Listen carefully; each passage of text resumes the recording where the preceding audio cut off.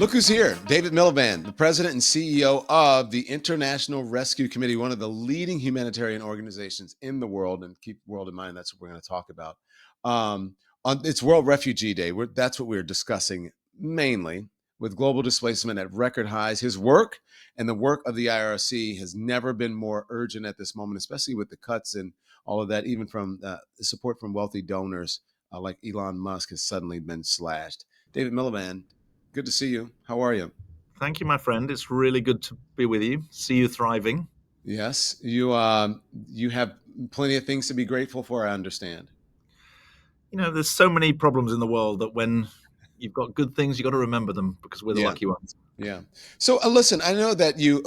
Let's talk about what's happening in the world right now, and that is there's a conflict in that's going on overseas between Israel and Iran, and it touches on what you do in your work.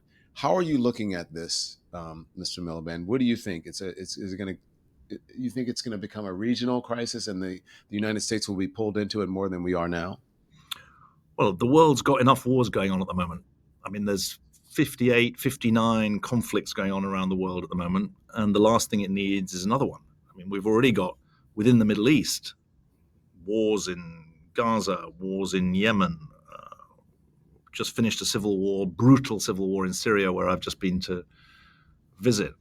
And what we see, and in a way, we're at the sharp end of this. The IRC has 16, 17,000 aid workers around the world, local people. And what they see is a world that's out of balance. It's out of balance because diplomacy is in retreat and hard power is on the offensive. Hmm. It's out of balance because the climate crisis is contributing to resource stress, and resource stress is something that people fight about. So it's out of balance between people and planet. And it's out of balance too between rich and poor, in a situation where the rich countries are actually giving less to help the poor than they were at this time last year.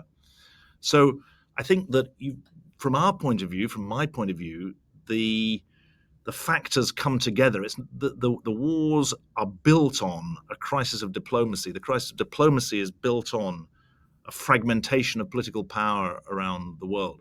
The fragmentation of political power is built on big economic, social, technological change. Why are people not giving as much? You said this year they're not. What's going on? What's the reason for that? I think they're focused on the home front. I mean, we always say charity begins at home, sure, but it Mhm. shouldn't end at home. But at the moment, we've got a reining in, a withdrawal. People are also seeing the government's doing less. You know that the current administration in Washington boasts that more than 80% of their foreign aid grants have been terminated. And so when people see their governments in retreat, there's a flinching. Now, we've actually, since January 20th, we at the IRC, we've had a really good response from our donors that they've actually really come to not just the rescue of the organization, because we're in strong shape. We've had to make a lot of cuts, but that's part of staying strong. But the donors have rallied, the people who are in our network, the people who are in the IRC family, they've rallied to people who fled from Sudan to South Sudan, whose program no longer exists because it's been cut by the US government. They don't want our most vulnerable clients to be left with nothing. And that's important, but they need their numbers to be added to, and that's something that we're really focused on. Well, listen, in recent weeks, we're talking about the cuts made to USAID and others. Elon Musk pulled major philanthropic funding for humanitarian and refugee programs, including some supported by the IRC's work. That supported, I should say, the IRC's work. What impact is this having? And I wonder what message does it send when one of the world's wealthiest individuals, David, withdraws support at a moment like this when it's so critical? I don't think he actually funds us, so I think this is not about us so much. I think that my appeal would be a very simple one, that to continue to have the gains from global economic integration, those who are doing well out of it need to bear the burdens. And at the moment, we're in danger of running into a situation where people want to have the benefits of globalization without the burdens and responsibilities of it. And that's the situation that we're concerned about, that we're facing. You've got rising numbers of people in humanitarian need, more refugees than any time since the Second World War, more internally displaced people. And it's a moment when the backlash against globalization is going to grow Mm-hmm. unless there is responsibility for it. Now, of course, that responsibility is at home as well. So the inequalities that exist within the United States or within European countries have grown.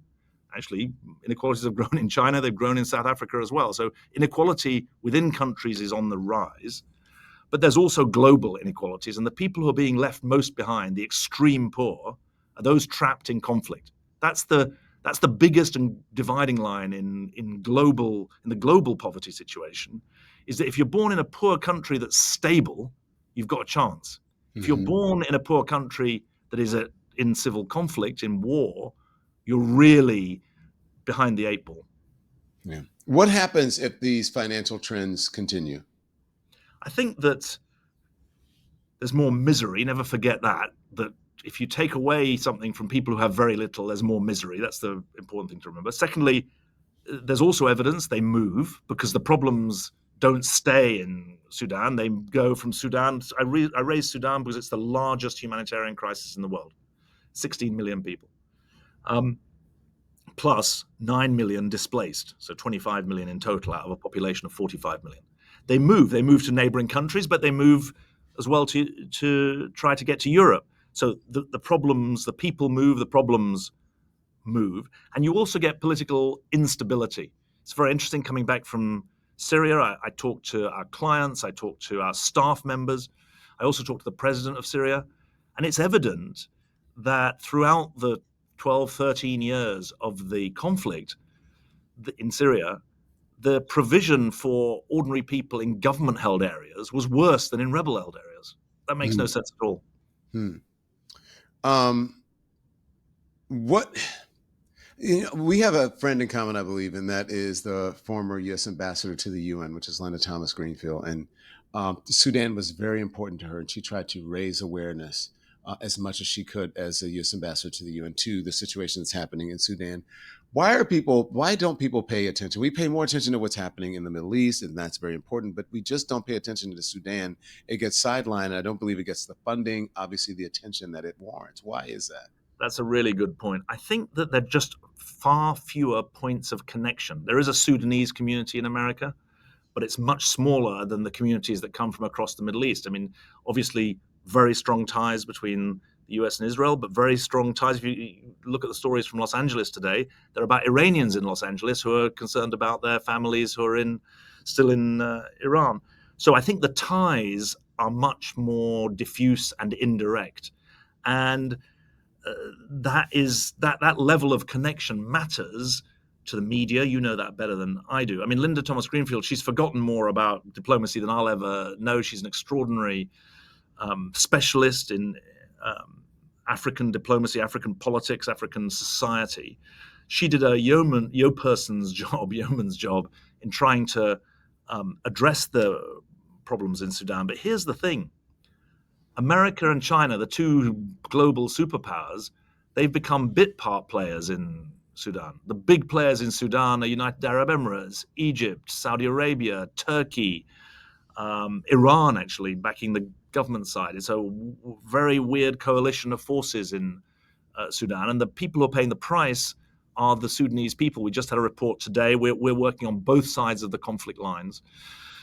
Famine in parts of Sudan, now imminent. It's the people who are paying the price. And if the humanitarian crisis there isn't addressed, the only result is not just more misery, it's more political instability. Stand by for a word from our sponsors. Today's Lemon Drop is brought to you by the Freedom from Religion Foundation. It's summer, campfires, late night conversations. People are swapping stories. But lately, one group is trying to control the whole story, claiming that the U.S. was founded as a Christian nation and pushing their religion into classrooms, into courtrooms, and even into our doctor's office.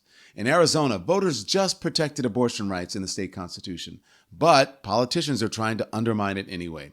Things like this are happening all over our country. This isn't about personal beliefs. It's about power. And it's all happening under the banner of Christian nationalism.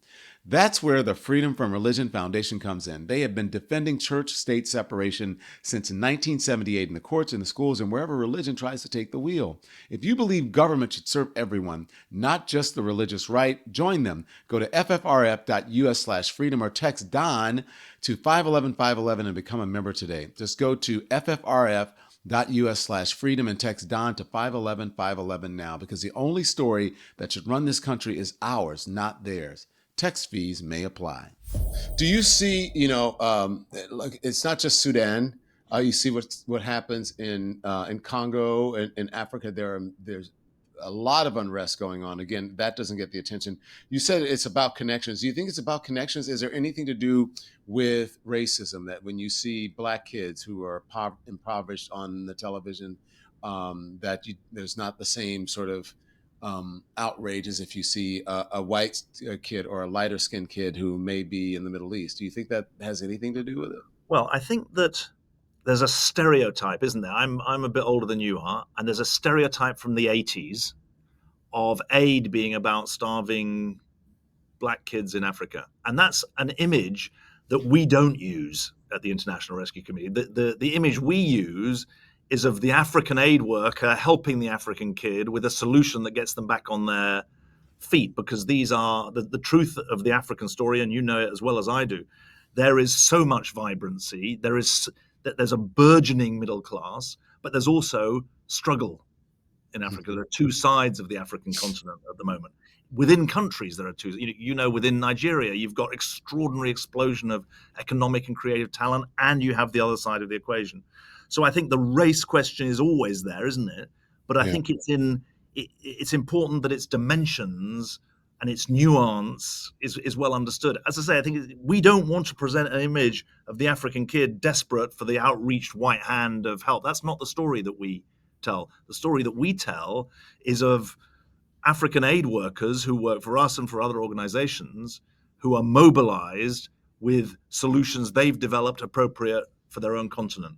Yeah. I just looked you up, David Miliband. We're the exact same age. You're 8 months older than me. But I hate you because you look younger than I am. So it's sort of, It's that's the a problem. lot of work. A lot of work. No, Yeah, I'm how have you kidding. got no gray hair? I mean, I'm that's kidding. Oh, I do.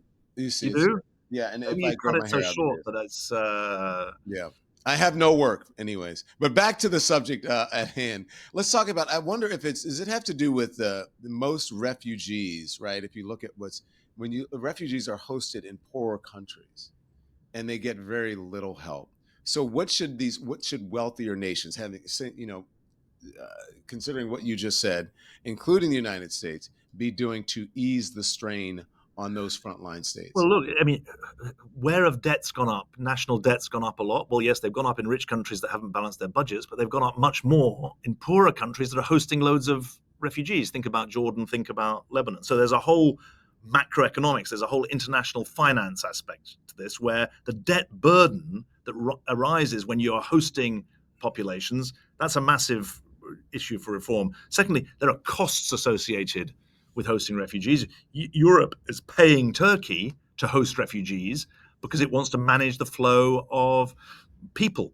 That actually makes sense, because you've got to make sure that those poorer countries are actually getting the support they need. If Lebanon and Jordan had had the proper support in the 2014, 15, 16, you wouldn't have had 1.5 million people flooding to Europe in that period. So there's an aid part of the equation. There's also a diplomacy part of the equation, because the biggest reason for refugee flows is conflict. People need to understand that a refugee is not someone who flees for economic reasons. They're someone who flees for political or conflict Right. reasons. They're fleeing for their life.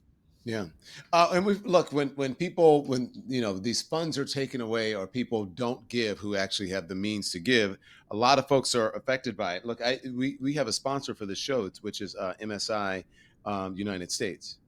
And it's according to MSI, in sub-Saharan Africa, 4 million teenage girls drop out of school every year because they get pregnant.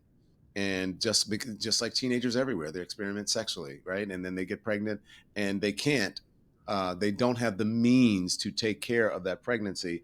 A lot of them die trying to end the pregnancy, and they just don't have the means to do it. That, I think, for me, sort of, it's not, doesn't necessarily put a face on it, but I think encapsulates how we are abandoning people around the world when we are the richest country in the world, how we could be helping them and we are not, when those children are facing very similar problems to what the folks in the, what kids in the United States face, what teenagers in the Well, United States I think it's a good point. I mean, remember, what people say is we've got to focus on our own problems. And it's important that those of us who are arguing for an international engagement aren't saying focus on the international instead of the domestic. What we're Right. saying is that for every $100 that you spend domestically, spend less than a dollar internationally. In fact, the aid budget that's now being cut was less than 0.2% of national income in America. So your income in America, your total national wealth every year is approaching $30 trillion. The total Mm-hmm. aid budget was 60 or $70 billion. So you're talking about a very small percentage. So we're not saying don't fund Newark or don't fund LA, fund Nigeria, fund Haiti, fund Afghanistan. We're saying for an absolutely tiny proportion of the funds that you're putting in to your local problems, put them internationally. I just want to give you one example of that, just because it really stuck in my head.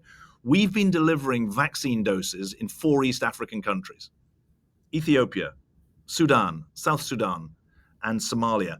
They're war torn, and there were 2 million kids with no immunization at all. That's bad for them, bad for the spread of disease. We've now delivered 13 million vaccine doses to those 1.9 million kids for Oh, $4 a shot, Don. oh, wow. $4 a shot. And Right. so it's the value for money case, because you can make so much difference for so little. For so little. Does it matter who's at the top? And I'm not just speaking about in the United States. Their attitude that they have about philanthropy or foreign aid. Does that matter? You said people are just being cautious, but I wonder if there is a person at the who's leading who has a more giving spirit and attitude and But I message mean, than it plays all sorts of ways. It's not a simple left-right thing, because I mean, many people would say, no, um, and I'm not speaking left to right, but because no, there are very philanthropic and generous Republican presidents and conservative leaders around the world. I'm just saying, does that the attitude, whether they're Democrat or oh Republican, yeah, definitely. Look, I mean, because the truth is, political leaders, elected or not, their main job is not usually on the international front. They're thrust into crisis. It puts them into international diplomacy. But in the end, they're the decision maker. And our point about the humanitarian situation is a small part of your time can have a big and outsized difference. yeah, And if you care, that matters. yeah. When I asked you what you wanted to discuss, you said the tribalization of pain. What does that mean? So Talk there's to me. this terrible phrase which I heard the other month, the tribalization of pain. And what it says is the world's becoming more connected than ever before. We're in an interconnected world. But somehow people are only seeming to care about people who look like them or pray like them or are like them. And that's the danger. And I'm all about common humanity. My Hmm. parents were refugees. My mother's life was saved. She's Jewish. My mother, her life was saved by a Catholic family. If they decided who to help on the basis of religion, she wouldn't have been alive, and I wouldn't be here. And what that Catholic family did was the opposite of the tribalization of pain. And I think it's really important that we don't say that empathy is soft or that humanity is kind of soft and a luxury. No, it's what makes us human. Hmm. And I think that we have to stand up for the idea that whatever your race or your religion or your creed, you're 99% the same. And it's very important to me. We're an organization that was founded by Albert Einstein in New York in the 1930s to rescue Jews from Europe, persecuted minorities from the Nazis. Now we're 90 years on, and we're working all across the world. We're a secular organization. We help people of all races and religions, but we're fighting against an escalator that is saying, no, we help you help look after people who are like you. And we're saying, no, you should help people because they're human beings. Yeah. It's not sexy, but I think we should talk about the climate, and I think you'll agree with that. Climate change. How much does that play into the current atrocities, the current need for help around the world, and into the future? How will it affect that? Yeah, that's. I know people say in America that's a great point when they're trying to think what to say in answer to a question. So I don't want to say that's a great point, and then you think I'm just trying to buy time. But it is actually a great point. And here's the proof of it: there are 20 countries that we say have 85% of all the humanitarian need in the world. If you add up 300 million people in humanitarian need in the world, 20 countries have 85% of the people in need. 15 of those countries are in the most category of most climate vulnerable. They're measured to be in the most climate vulnerable. So the overlap between conflict and humanitarian need and climate crisis is very, very strong. Drought, floods, and they are not getting the adaptation that they need. So the farmers aren't be able to produce like they did before. The pressure on resources is growing. There isn't the proper irrigation or dealing or systems for dealing with floods. So they are doubly on the receiving end. They're on the receiving end of conflict and they're on the receiving end of the climate crisis. Hmm. You're a New York City resident, right? Yep, Yeah. Are you paying attention to the mayor's race? I am. I'm not allowed to vote. So whenever the people stop me on the subway, I'm actually a biker, so I get on I do on my pedal bike, Yeah. but I'm pushing it. They're often saying people often, and I always say to them because I used to be in politics. I always say it's great you're in politics. Thank you for spending your time on it, but I can't vote.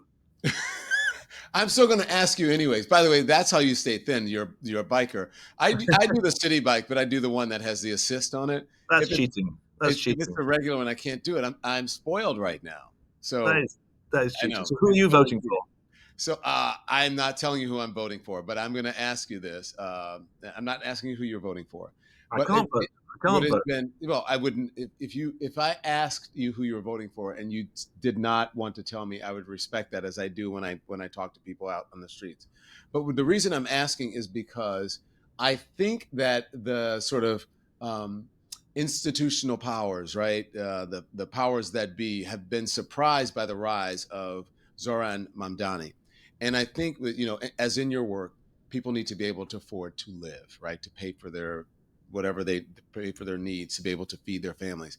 And it's interesting to me that the number one issue here in New York City has been affordability, and that Zoran Mamdani has picked up on that and is doing quite well and is actually challenging Andrew Cuomo, who is the former governor, who has an extremely recognizable name.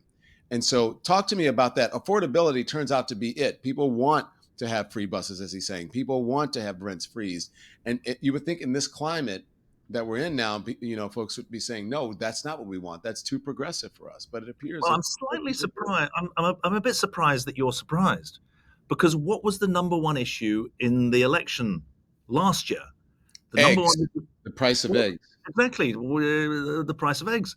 So inflation. I mean, you could say maybe immigration, but inflation was a massive issue in your presidential election last year, and so affordability, your ability to lead a good life, that a decent wage allows you to pay your bills and support your family.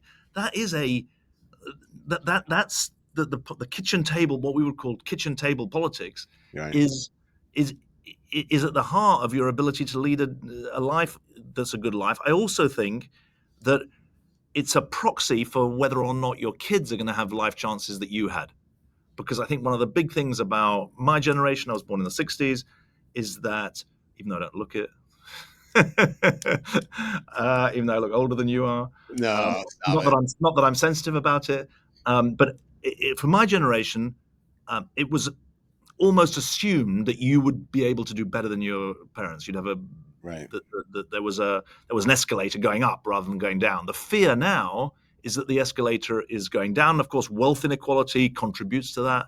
Income inequality contributes to that. And so I think, as well as the immediate short term about people not having the money for the holiday, not having the money for the extra things they want to do, there's Mm. also a question about what kind of society, community, country is it going to be for the next generation. So I think that if people are debating that, that's a good thing rather than a bad thing. Yeah. Look, and I want to keep in mind here, as I get to close to the end of this, that we are marking World Refugee Day. And the latest UNHCR report reveals that what David Miliband calls the worst kind of new normal, a record breaking 122 million people forcibly displaced worldwide. So, amid all of these challenges that you have described here as we mark World Refugee Day, what gives you hope? Oh, people. I mean, you know, my most recent visit was to Syria. The country's been destroyed by civil war. You ask someone, what's the future of Syria? And they say, we've got a chance, we've got possibility. And we always say, it's not hope that leads to action, it's action that leads to hope. And so, what makes me hopeful is people doing stuff. They're doing stuff all around the world to try and make their lives better.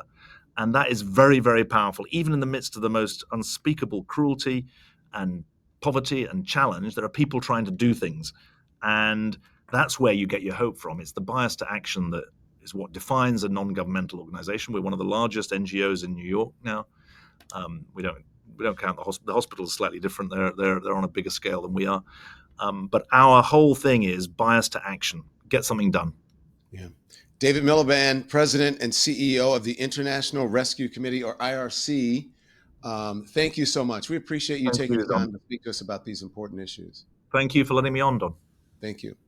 Thanks everyone for watching. Your support means the world to us. So make sure you hit the like button and you subscribe to our channel to make sure that you never ever miss a video. We're live every day, 10 a.m. Eastern time. We drop even more content at 2 p.m. Eastern and 5 p.m. Eastern. And if you want more Don Lemon Show content, we'd love for you to become a member of the Lemon community, where you will receive access to special community posts. You'll get exclusive content and members only live shows. So head over to our channel page or click the join button on this video.